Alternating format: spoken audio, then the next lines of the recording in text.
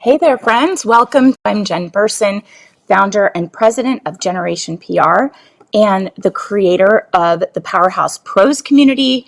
You might be watching there. You might be watching on Generation PR, YouTube, or listening to the Pitching Powerhouse podcast. Wherever you are right now, welcome.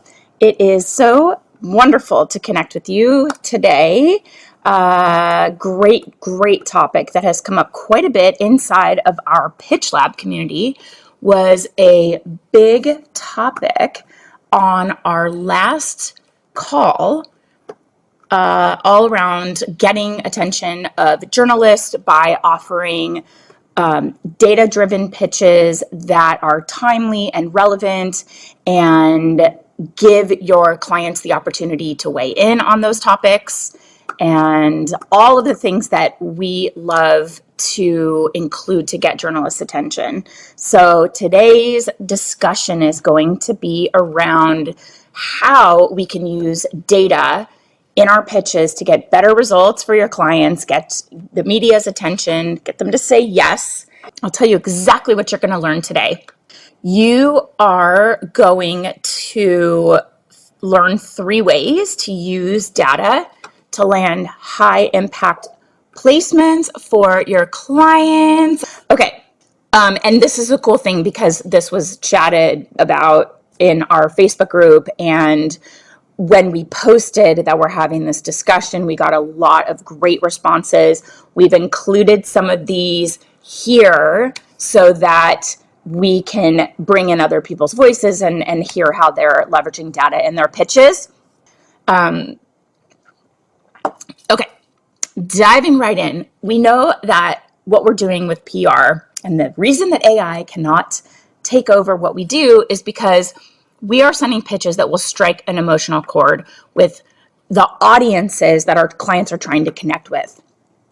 But we cannot always lean just on emotion to craft a really killer pitch. We need other information to back up the concepts, the stories, the angles, the opinions, the perspectives that we're sharing. So we're seeing more and more data-driven pitches and stories becoming relevant and popular in the media. So it's pretty common sense that data will help drive people's decision making, but don't discount this as a strategy because it is a super powerful way to grab the media's attention, land high impact placements for clients, and make you look like a hero, which is what we want for you. So we're going to dive into all things data-driven PR, what it is, why you need to use it in the pitches that you're crafting for your clients, and how you can include data in your regular client reports.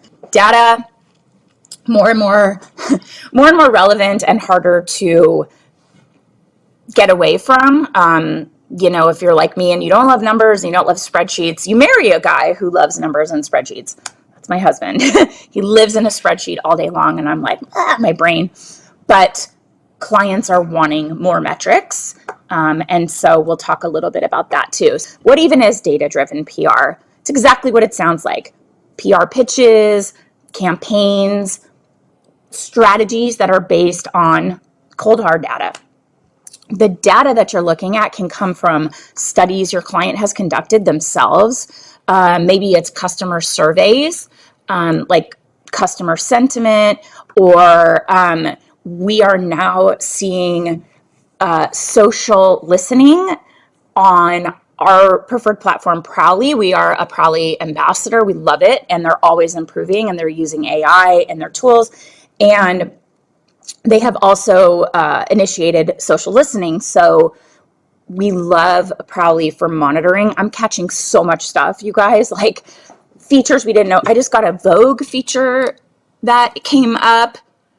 Best LED face masks to revitalize your complexion, according to dermatologists and Vogue editors. For some reason, Google did not catch it. I don't know why. Our client's name is all over this article. So don't understand. Best multitasking treatment, Omnilux contour face. Yeah, for some reason it just didn't get picked up by Google, but probably caught it. So now they're adding in social listening. So any mentions from influencers or celebrities, brand ambassadors that are being shared on social, they're catching it now. And all of that comes together with data. And part of it could be sentiment, positive, negative, neutral. You can share that metric. There's a lot of really cool things that you can demonstrate to clients with these analytics, like a study that they've conducted. You can leverage that in a pitch. Or maybe it's just research that has been conducted by another company in your niche or a data firm that's in your niche. So it comes out, your client didn't necessarily pay for it, but they can weigh in on it as it relates to how their brand, their founder, their product, their position fits in with that current relevant data. As long as you have proven statistics to back up your claims, you can use data in your PR initiatives. So we had Karina, who I don't think is on this call right now, but in our group, she's had good success with this strategy. She let us know that she created 2 original reports, one based on a survey that she ran for her client and another one based on the client's own data. And she managed to secure some good coverage thanks to these reports. So she's pulling it together, compiling it, summarizing it, and presenting it to the media in a digestible way. And then Lakeisha, she also uses this strategy and has had similar results. She will leverage studies, data, research to connect her pitch, whether that's local or national. She will subscribe to medical journals, nonprofit email lists, so she can stay on top of research and leverage studies and data research in PR pitches that will help boost credibility, ensure the message resonates with the target audience. And this evidence-based approach that we're talking about not only differentiates the pitch, but provides those decision makers with concrete information to support their choices. And she summarized, journalists love data. Yes, they do. So these are 2 examples. Well, Karina did do her own survey. She didn't give us a lot of information on what that is, but it could be an email to the customer list. It could be a social media post that had some good traction.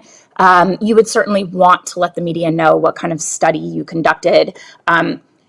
My client, Omnilux LED, the face mask that's in vogue, they are the only LED company that has conducted their own peer-reviewed clinical trials. And that gives them a lot of credibility, but unfortunately, the findings that are published, multiple studies published in medical journals, are also being leveraged by their competitors because there are independent findings, a peer-reviewed board that's been published in a medical journal. Now it is found as useful data about the efficacy of LED, but not all LED is created equal. There's still a range of lights and light colors and the impact they have. There's more power that's needed to penetrate male skin because it's thicker. Acne uses blue light, and anti-aging, wrinkles, even skin tone uses red. A lot of companies are using those findings that my client, put their own study and peer-reviewed published studies, and they're leveraging that data to show LED helps with these skincare concerns. It's more impactful because our client is the one that actually initiated the study. They've done multiple, like 20 or so over the years. But if you see that other companies are publishing studies and it's ultimate findings and it is a neutral third party doing the study, leverage that data and use it in your pitches. And bonus points if it is really new information that just was published. Just if it's current, it will start to get a lot of traction. So I love that Lakeisha is looking at medical journals and keeping up on what's new with, she said, nonprofit email lists, so that you can pounce on anything that's new that's relevant to your client. So with data-driven PR, analytics will drive the decision making. You'll rely on data to decide whether you should move forward with a certain strategy or an initiative or a pitch idea. Like if your client's website analytics are showing a lot of traffic coming from social, coming from Instagram and TikTok, not much from X, formerly Twitter, or YouTube, you know that Instagram and TikTok is working. So maybe your next social media campaign will kind of weigh heavily on those platforms, and maybe not spend as much time developing content for the other platforms that aren't performing as well. Or maybe you will leverage influencers that have a huge following on those platforms in order to amplify the message. You could say, somebody that has a huge YouTube channel, YouTube doesn't convert for us, but Instagram and TikTok, we want influencers that can move the needle with their large following on those platforms. The data will also show you what resonates with your client's audience and what drives them away from your launches. So if a certain influencer collaboration, like I said, it led to a ton of affiliate traffic, clicks, purchases, that's really helpful if you have access to their Google Analytics. Or sometimes clients will develop a unique UTM URL, like UTM code, that you can give to an influencer to track the analytics of that link, or looking at share sale analytics. That is really informative to decide if you want to continue to focus on influencer partnerships. Maybe there was a podcast guest and the interview was great, but it didn't really move the needle on traffic and awareness and sales and positive sentiment. Maybe that's not a tactic you want to lean into. 3 pieces of strategy for you to use data to create pitches and campaigns. So number 1, you can build a story around your data. Data-driven PR, it's not just about numbers. All of your usual pitch writing strategies apply here, all this stuff, the fundamentals that we talk about in the pitch lab. You need to include all of that, compelling, engaging story, but you can turn the data into that, something that will resonate with journalists. Your story needs to be tailored to the media contact, just like always, targeted, tailored media pitches. And obviously, we always talk about tailoring it to their publication, the beat, the audience. But you want to think about how your client's product, their event, their service, or this study or whatever, but how data ties into that and why it matters to the media. What's the why? What are they getting out of this? What are their readers getting out of this? So think about what story your data is telling. We know an intriguing statistic. That's great. We love like a catchy, 72% of all blah, blah, blah will result in blah, blah, blah. And it's like, whoa, that's crazy. That's attention getting. But if there's no substance behind it, there's no bigger picture, it's not going to land. So how can you zoom out and use that stat to tell a wider reaching story? Something about your niche, maybe your client's impact on their industry, or instead of going that kind of 30,000 foot view, zoom way in and tell a story of how that data or that statistic will impact your client's brand in a particular way and how they've used that data in their business. So when you think about it like that, you go kind of broad, 30,000 foot view, or like really granular, the story possibilities start to unfold. And there are many, you just need to make sure that they're actually relevant and engaging to the media. And Chrissy, who is on here, we love a contributor. She's a very consistent contributor to our communities, always with the great info. Chrissy posted this awesome tip in our Facebook group. She says, I've traditionally led with data whenever possible, and I tend to lean into negative data to demonstrate the problem that viewers or readers are struggling with. And she will then position her client as the way to ease that struggle. It's so smart, right? So it's not just a piece of information, right? Like, so she'll say, for example, unresolved grief in the workplace costs US companies 72 million per year. And then she'll come back and then position her client's expertise as the one who can teach their audience how to address the grief, how to save money and retain employees. Genius, right? Chrissy, that's so good. Number two, target the best media contacts for your clients. Of course, we always know targeted, but journalists, they're busy. They're busier than ever. We say that all the time, but it is like truly so much is on them. They're producing more with less time, fewer resources. They don't need inboxes full of irrelevant pitches. Make it easier on them by using your client's data to target specific media contacts in your niche that will connect with that data. Like if you're building a story around really compelling affiliate data from your client, don't send that pitch off to just anyone. You want to send it to commerce editors, which never really existed before. They used to be like market editors or beauty, lifestyle, fashion. Now there are commerce editors, or even better, an e-commerce editor that specializes in your client's niche. They are looking for affiliate opportunities to build revenue for their publication. That is their job. And they're looking to do it in a way that is organic so that they are connecting with their readers and they're not losing trust because they're pushing something that maybe they'll get a huge commission, but it's not core to what their audience wants to know about, or they've never tested it or vetted it, and they're just recommending some garbage. They will quickly lose trust with their audience. So you want to align the affiliate data. You want to leverage affiliate data to really show these commerce editors that your client's product on these platforms are going to earn them money. That's their job. So make sure you're pitching to the right person. It might not resonate with a like a features editor or like a newsroom editor. Like, it's not going to land, so they're going to be annoyed that you're sending them that. It's not relevant to them.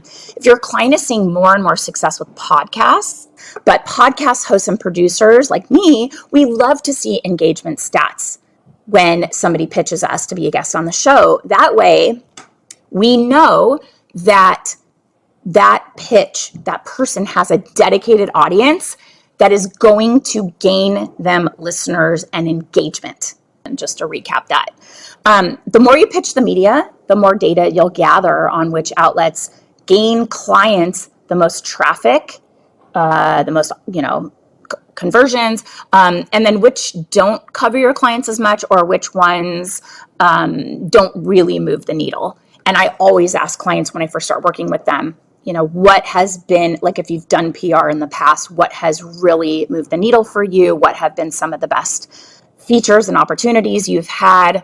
So you can see which outlets kind of fall flat and not really spend time over there. And you can also, think about the publications that are consistently covering your clients or their industries, and find a new way to connect with those journalists. So you can use that data to craft a list of go-to editors for pitches. And we love niching down because then you can really invest in these relationships, but you will see that these are the relationships you really need to focus on and to cultivate. So send them targeted pitches, support them in and out of the office, connect with them on all of your social platforms where they're particularly active on social.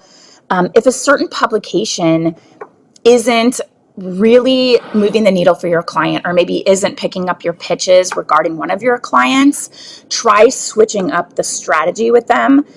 If you try new tactics and nothing seems to work, move on, because you're spending a lot of effort on something that's like really low ROI.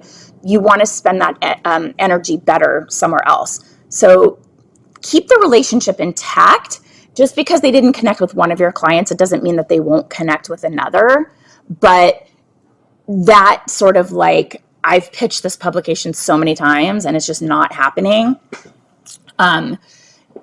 Sometimes you can say, well, we'll give it a try another time, but I'm going to take my effort for this client and go where I know it's going to land and I'll move the needle. Another member of our Facebook group, Everlyn Salong, says she always uses data to help her get the most targeted results for her clients.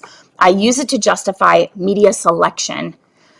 Where are the eyes and the ears? Data gives her that information. Then, where is my target audience? Data. Where do they intersect? Again, data. And I demonstrate that my pitch isn't a guesstimate. It's a precision art. I love that. If they change any of these, they'll get a different outcome. And it may not be bad, just different. So again, I ask clients to define their goals and be double sure that it's what they want, and then she'll deliver, because she's looking at who are their target audience and where are the eyeballs, where are they paying attention, and she'll look for that specific intersection using data. So that's a great real life use of that. Number 3 in my, what are we calling this? How to use data to create pitches and campaigns. We are going to say, walk away from something that isn't working, step away and pivot and move in the direction towards what is working. So you want to keep up with your client's data. Have an eye out for the latest developments right after a campaign launch. And when you have nothing on the horizon, you can use new data trends that will pop up last minute. Like we have Lakeisha, who's looking at medical journals published and things like that you can get something and pivot immediately. You can catch wind of something, pivot accordingly. And if you randomly see an uptick in traffic regarding a certain product, you can jump immediately into figuring out where it's coming from. What is causing this jump? This is how a lot of products tend to kind of bubble on TikTok. And brands will start to say, like, what is happening here? Like this happened with Clinique's Black Honey. It's been around forever. It's like a lip balm and it looks black and you put it on and it's just this beautiful raspberry color that's flattering on everyone. I remember in college, that was like the splurge. If I could afford that, that was like such a splurge. And it started to go gangbusters again on TikTok. And it started to kind of bubble under the surface before it went really viral. So if you can talk about things going viral before they are widely known or bubble to the surface, the other way that we're tracking that is exploding topics. That's another kind of catch the trends. They're looking at search data, volume, what results are being returned, and what specifically people are looking for. And exploding topics will give you some of those insights early, so you can start to pitch a trend as it's coming up. Maybe an influencer shouted out your project.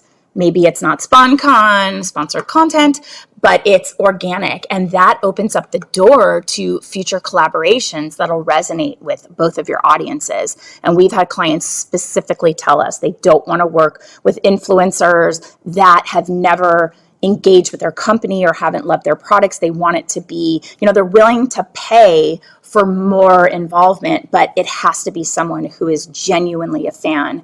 And so the content feels really trustworthy and organic, even if it starts as non-sponsored content and then leads to that. And then on the flip side, downward trends will immediately let you know what's not working. So if you and your clients start experimenting with different social media platforms, different post styles, you can monitor the engagement and see what's resonating with the audience and ditch what isn't. So what works on one platform, try it on another. It may not work there, or maybe it doesn't work on one and you're like, well, this is a good piece of content. Let's see if it works somewhere else. play around with it a little bit, but seeing where the engagement is growing will help you land on the types of content and refine your messaging based on what posts will get traction, go viral, and which ones just sat there with crickets. They didn't make a splash. Don't do that anymore. That's really informative because it'll kind of save you time as you're building out content, and then the results start to cumulatively improve because you're cutting out the low performers. And then I promised you we would talk about client reports and how to include data in your client reports. It's a lot easier for your clients to understand your impact and see the value of PR when you have stats to back you up. You can report trends in website traffic. That's going to require them to give you access to Google Analytics, but super easy. You can look at those affiliate links or the code usage. You can look at how things are performing through share sale, press placement impressions, pitch conversions. It can be measured in numbers. Or I should say, if it can be measured in numbers, just put it in your report. And the more proof of your success, the better. And don't just report your data in a long list of numbers, because that is like not impressive. It's not visually compelling. You can create a fun graph or a chart or screenshots of your most successful posts or campaigns.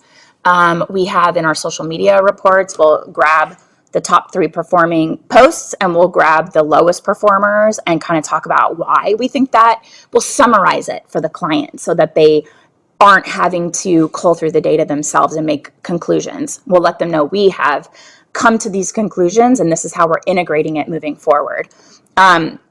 And just because numbers can be a bit boring, it doesn't mean that reports should be boring. Add some visual interest, get your client excited about what you're sharing with them, excited about your partnership, and really visually connect to the impact you're making in their business. And don't be afraid to report downward trends either. Things like drop off in affiliate code use, maybe a lack of conversions from a certain collaboration, or a downward trend in feature impressions.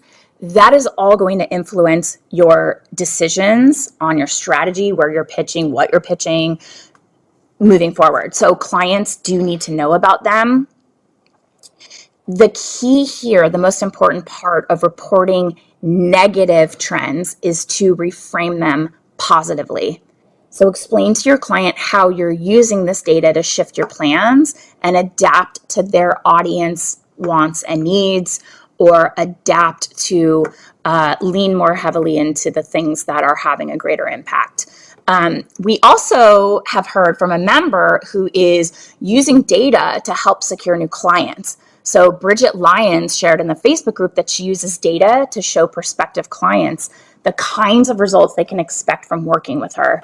This is where we're also including it on our end in case studies, certain growth, or year over year growth, or social media follower growth, revenue growth, things like that. She said that she created a database to log and track all of our pitches over time. And she added, this is so cool, she added angle tags for each pitch. And she was able to report back to her clients their booking rate, which is the percentage of media that they pitched and that picked them up. And then also see what specific angle is performing the best. And they will report that. And this approach really helps immensely with her sales calls, because we always know you will get this question: how do you track ROI? How are you noting the success of your campaign? Helping clients establish what success looks like for them early on is going to give you a clear sense of what you should be focusing on and make sure they're happy with the results. Like, you could be crushing it and they'll say, well, we didn't, think this is great. And it's because expectations are not aligned. I talk about this all the time, but this is great because she's able to show a prospective client that they have a process by which they are tracking the success of their pitches and certain angles.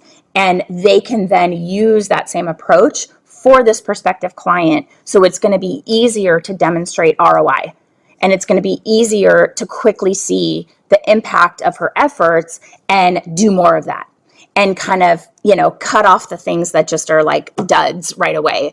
And that is a way to show clients that you understand that metrics matter, that ROI matters, and you're going to have a way to show that to them.